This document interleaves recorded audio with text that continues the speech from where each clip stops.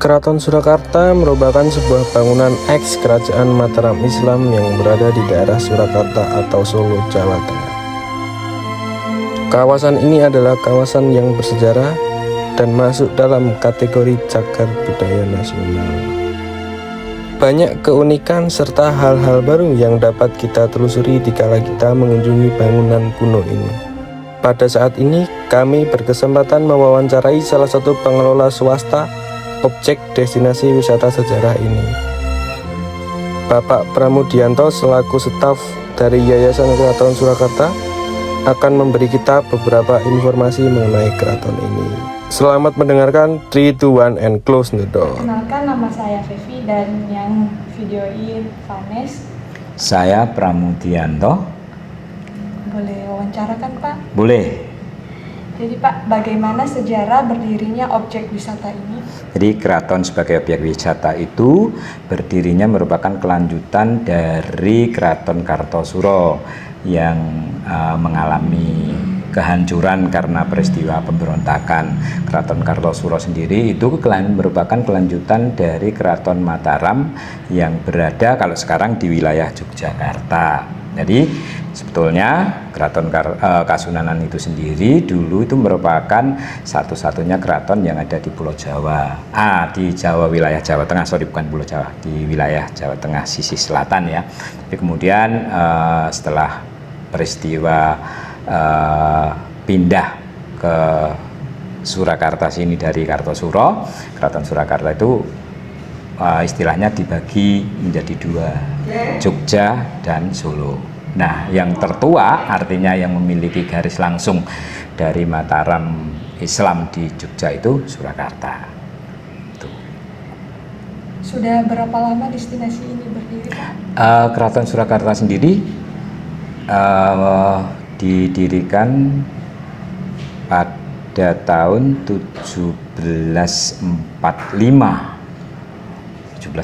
jadi sudah hampir 200 tahun lebih ya. Apa promosi yang diterapkan oleh pengelola objek wisata di sini Pak? Promosinya karena kami sebuah keraton yang memiliki atraksi budaya Jawa, maka yang kami promosikan adalah kebudayaan Jawa itu sendiri. Nah, di antaranya itu yang kita tampilkan di museum dari beberapa objek-objek yang berkaitan dengan tradisi budaya Jawa. Kemudian juga tari. Nah, kalau tari itu biasanya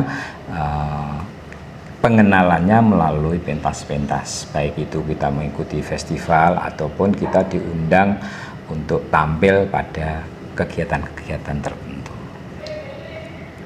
Terus media apa yang digunakan untuk promosi? Ya, kalau sekarang tentunya karena medianya zaman media elektronika itu menjadi satu. Kemudian yang kedua dari seperti ini, wawancara, kemudian mungkin panjenengan bercerita kepada teman yang lainnya, kemudian itu. Apa dampaknya terhadap kunjungan wisata di sini Pak? Sebetulnya kunjungan wisata ke keraton itu melalui media yang kita lakukan ya sangat boleh dibilang signifikan, karena mereka kan kemudian dari yang tidak tahu ingin tahu.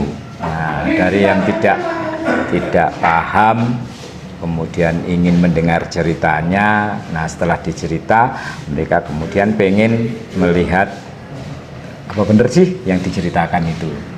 Terus dampak yang diberi kepada masyarakat di sektor ekonomi?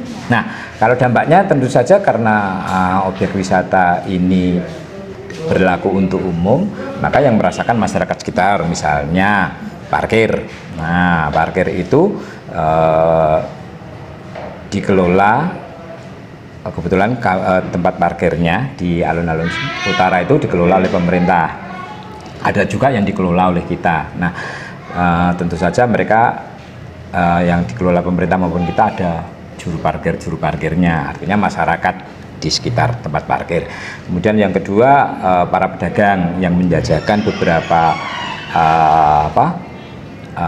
barang-barang yang masih memiliki nafas atau masih bersinggungan dengan objek wisata keraton sendiri. Terus kalau misalnya ada hambatan kah di sini? Hambatannya itu kadang-kadang kita terkendala pada kemampuan kita untuk menjaga ataupun kegiatan sehari-harinya, operasionalnya. Karena kan gini, museum ya, karena kita titik beratnya objeknya itu di museum. Museum itu hanya ramai pada saat-saat tertentu, pada hari Sabtu atau Minggu, kemudian liburan sekolah itu ramai.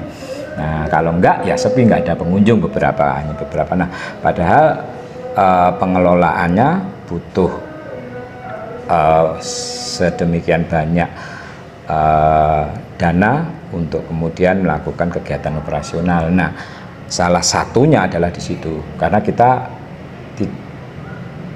tidak mendapatkan bantuan dari pemerintah, meskipun di dalam undang-undangnya itu berbunyi bahwa kawasan cagar budaya ini, keraton ini kebetulan kawasan cagar budaya, bahkan cagar budayanya nasional, dan itu biasanya memperoleh pembiayaan dari pemerintah. Nah, itu kita untuk museumnya kita enggak, belum sampai ke sana mungkin pemerintahnya.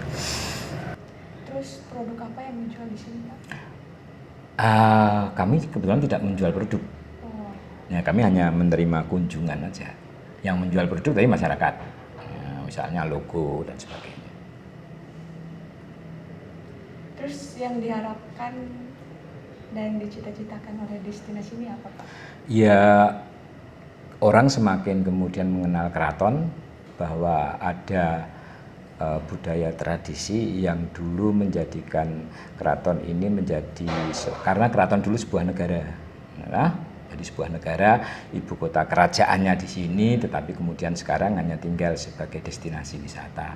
Nah, ketika orang kemudian mengenal itu, kemudian mereka mengetahui sejarah, bahwa dulu ada kerajaan yang namanya Kerajaan Surakarta Hadiningrat yang posisinya di sini, kemudian memiliki tradisi sendiri yang sampai sekarang masih diwarisi.